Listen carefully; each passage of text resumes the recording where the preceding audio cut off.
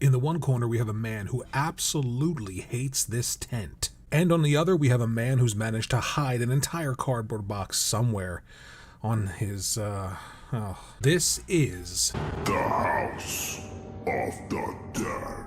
the Battle of the Stealth Games.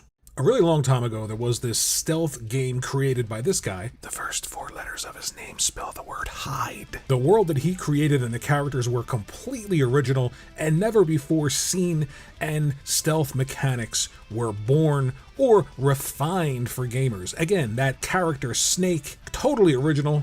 Call me Snake. And with Metal Gear Solid on the PlayStation 1, the lead up to the refinement of this series and this genre led to Metal Gear Solid 2. It was an amazing game, the best graphics, the best gameplay, totally, completely just awestruck when I saw this game. And Ubisoft decided with Xbox that they wanted to challenge the throne of stealth and create something absolutely incredible. A character just as original as Snake, and they came up with Sam Fisher. My role in the development of Splinter Cell. Besides sounding incredibly drunk in that scene, Sam Fisher was the anti-hero, and he was the answer to Konami and PlayStation's Snake. And graphically, the first Splinter Cell pushed the Xbox to the absolute limit with real-time lighting and reflections and animations that were much better than the original Metal Gear Solid games. So what we're going to do is look at both of these games.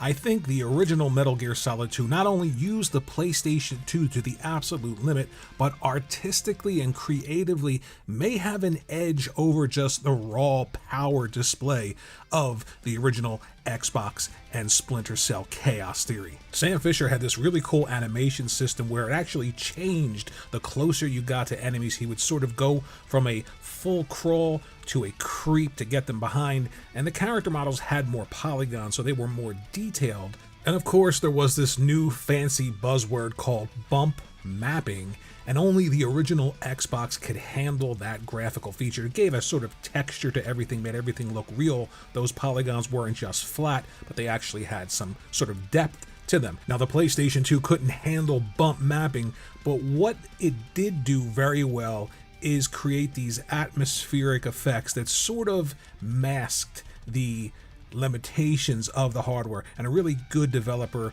a really great art style sort of masked what the PlayStation 2 couldn't do graphically. But when Splinter Cell wanted to show off the lighting and the detail and all those extra graphical techniques, really pushed this game to the absolute limits. It was a sight to behold, and creatively and artistically, it may not have that push that Metal Gear Solid have, especially with the characters and the story, but it was grounded in gritty reality. I mean, look at this guy hanging from a pipe. You get to cut him off and just drop him in the tub.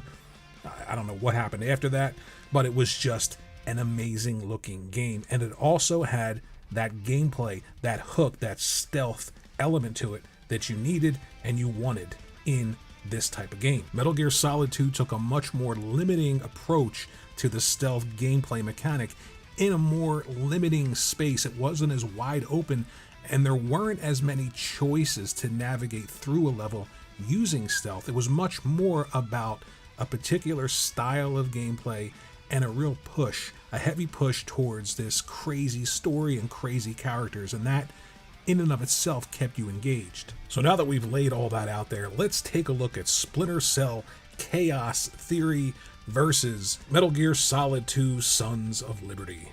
Both of these games looked incredible on their respective systems. Metal Gear Solid 2 pushing the PlayStation 2 to the absolute limits, and again, Chaos Theory, the natural evolution of that series on the original Xbox, was a sight to behold. When I think about these two games, I think about style versus substance. Metal Gear Solid was always about style. Snake was just absolutely cool. You had that voice, and you had that world and those characters that were just absolutely insane. I mean, people called Revolver Ocelot, Liquid Snake. It was just absolutely insane, but it was absolutely something that you knew you had to play. There were so many gadgets that you can use, just goofy stealth elements. I always whistle when I say the word stealth. I didn't do it that time, thankfully. And it was just something that you just had to play. Each subsequent series of the games, from Metal Gear Solid to Metal Gear Solid 2, Metal Gear Solid 3 even, you just needed to learn more about these characters and the world.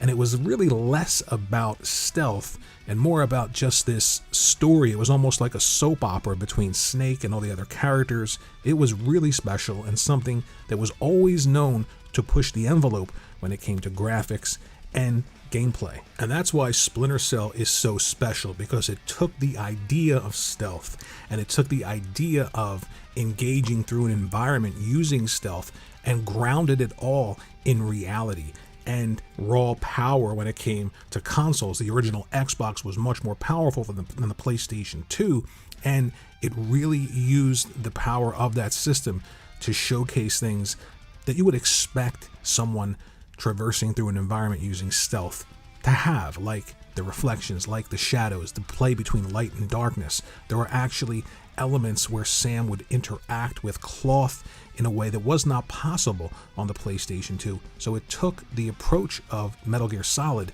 and grounded everything in a much more realistic world, where Sam Fisher was more of someone that people could identify with, more than a guy who could hide a cardboard box somewhere on his body. So it's all style versus substance with these two games.